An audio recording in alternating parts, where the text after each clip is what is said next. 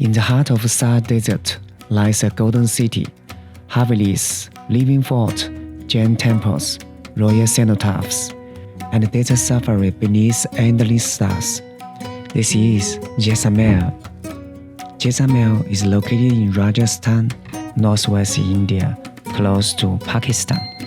Compared to other Indian cities, Jaisalmer is much quieter, with a population of around 90,000. Many traditions are still alive in India. The clothes are handmade. Even before reaching the main attractions, many buildings already display beautifully carved sandstone facades. Jaisalmer is known as the Golden City because most structures are built from yellow sandstone, glowing golden and sunlight. This is the city's most famous attraction, Kothari's Patwon key Haveli. A Haveli means a traditional townhouse or mansion. Foreigner needs to pay 300 rupees, double than locals. This complex consists of 5 Havelis, built over 60 years by a wealthy trader for his 5 sons. To better understand the architecture, I hired a local guide. The Haveli is very popular, especially with Indian tourists, as the new year has just begun in India. The first house is the knuckle merchant, the name of the Kothari. Okay. This man, he's bought this house only 60,000 rupees in 1965. Wow, okay. Around 700 US dollar. Wow. One of the most beautiful rooms is the mirror hall. The mirrors were imported from Belgium, and the rich colors and patterns make the room truly dazzling. He is Kothari. This man, he's bought this house only 60,000 in 1965. He's really smart.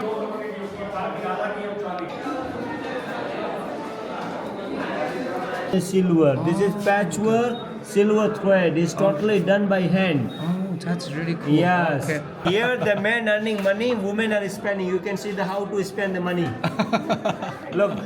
Okay. Same type of makeup. Okay. And women. There are multiple courtyards, spacious and beautifully adorned. Dining room. Yes, dining. Waiting room. Inside women, men here. Woman The dining first is men, then for women. Now Okay. change, women power. Now, Okay. So 2 dining table. Men, yes, woman. Okay. inside women, Uh-huh. men here. The The small meeting okay. room, Okay. meeting with the royal family. That time was ceiling is like wooden. There are many beautiful frescoes and paintings on the walls and the ceilings. These depict scenes from Rajasthani culture, mythology, and historic events, adding to the overall artistic appeal of the Haveli. Now I'm on the top floor, an open terrace offering panoramic views of the city.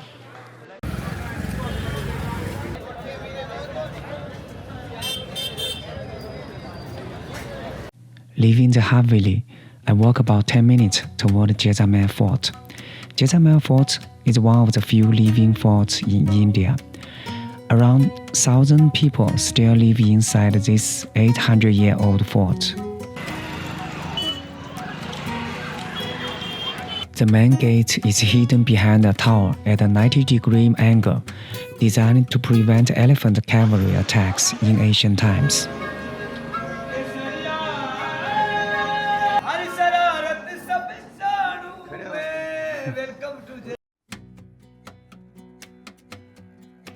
Passing through another gate, I'm in the square where the King's Palace and Queen's Palace are located. The King's Palace has much larger windows and balconies, while the Queen's Palace has just very small openings on the wall. Entry to the King's Palace costs 650 rupees for foreigners, including a photo permit. Compared to the Haveli, it's expensive and less interesting. The highlight is this colorful hall. 360 degree. It's very cool. The windmills on the horizon, and the Havelis. After leaving King's Palace, I stroll through the fort. Jaisalmer Fort is second oldest fort in Rajasthan, built by the ruler Jaisal from whom it derives its name.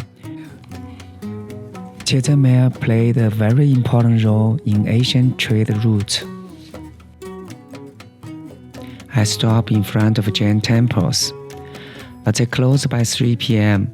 Family, the whole people, Jain people, they decide they move from here. They're going to Chennai, Mumbai, their business settled there. Because now in Jaisalmer, only 400 people are Jain here. Since I'm going to visit a Jain temple outside the city tomorrow, so I'm okay to skip this one. My guide tells me Gadisar Lake is the best place to watch sunset.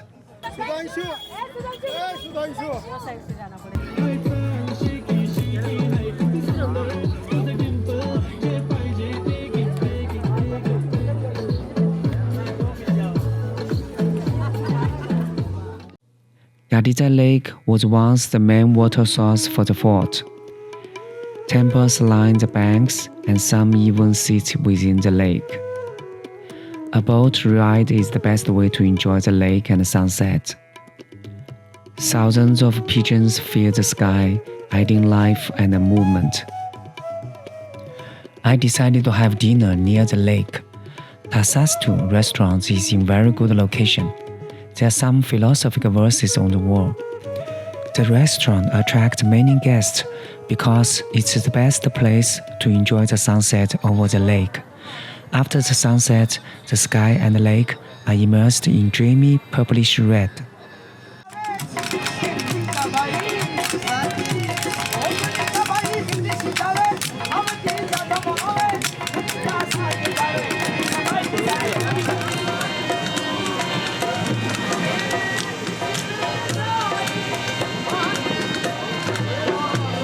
I spent 100 rupees on a rickshaw ride back to the fort.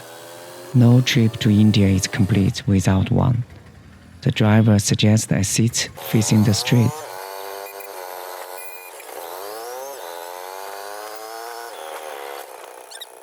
A night visit is the best way to see the real life of city because it's much less touristic. The fort glitters golden with warm yellowish light. In the square of King's Palace, a young man offered me free of charge the best viewpoint from his restaurant top view to see the King's Palace.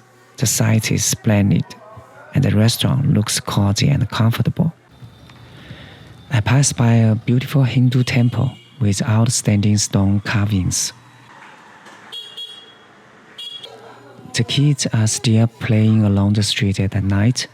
It seems there's no supervision of parents, apparently very safe at night. Next morning, I wake up before sunrise. The rooftop view is stunning. Birds fly across the horizon.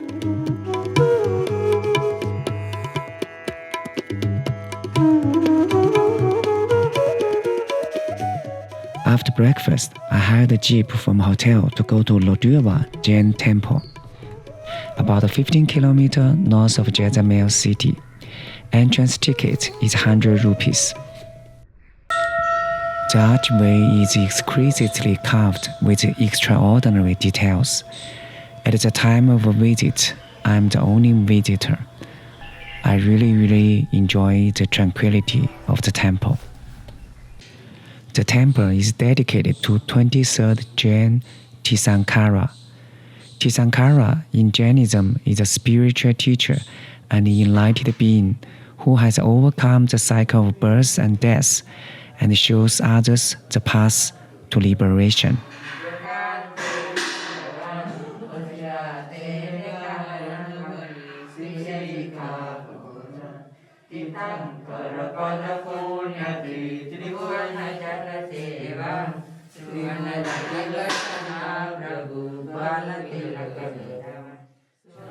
Spending time here feels calming and meditative.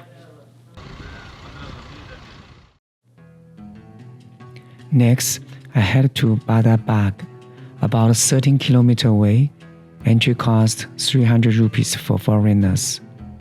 Bada Bagh is a royal cenotaph site of Jaisalmer's rulers since the 18th century. Cenotaphs are empty tombs that have been built to commemorate people whose remains lie elsewhere.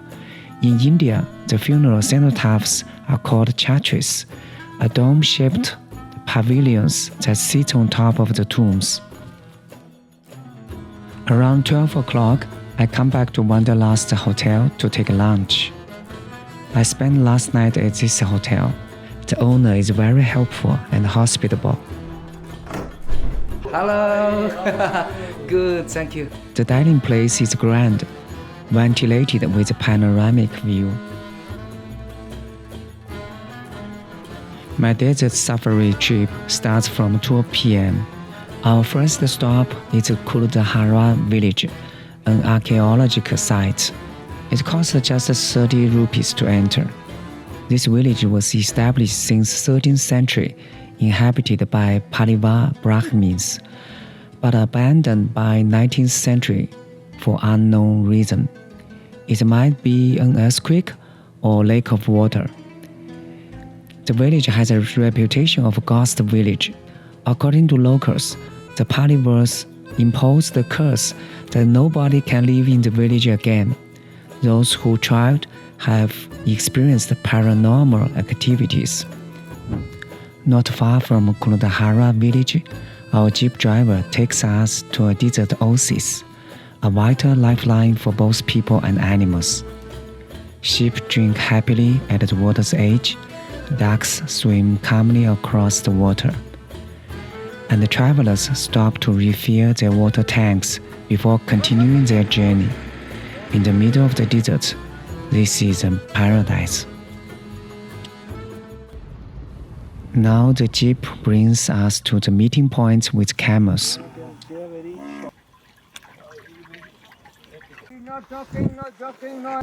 Camel ride and sleep in the open bed to see the starry sky is one of the most exciting parts of my Indian journey. We are a group of 6 travelers from around the world. Now we reached our private sand dune. The organizer has planned precisely our arrival time so we can see the beautiful sunset right on time. So the ride was really good, right? Yeah. There are so many birds. I think it's minor. Our jeep driver is preparing the bed for us. The sun finally goes down. All good? Yeah, amazing. So dinner is ready. Please go there and take your dinner and come here and sitting around here. Bonfire? Yeah, we'll lift nice. it. Yeah, come. come. He is making a video now. Okay. Cheers. Cheers. Cheers. Cheers. By desert wagon le le. A rare desert song.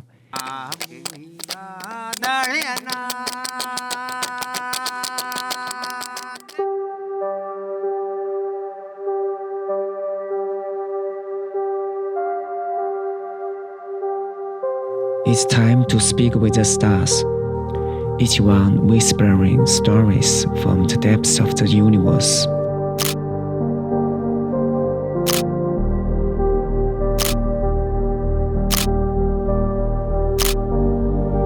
And forget about the 5-star hotel. We are staying in a 7 billion stars hotel tonight. Next morning, we wake up at 7. The new moon hangs over the tree. Before the sunrise, everything is glowing reddish. It's serene and peaceful. The air is so fresh. I feel a bit cold and wear a down jacket.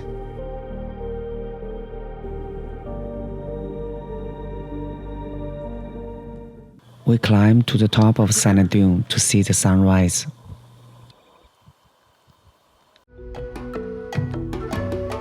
Wow, I have a new friend.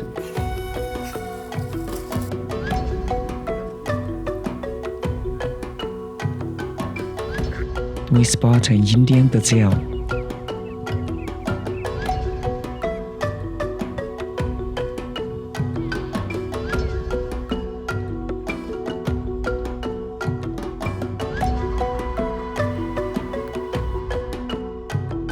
What are these marks? It's very nice, the food. Yeah. This is like oats or something. Learning from you, buddy.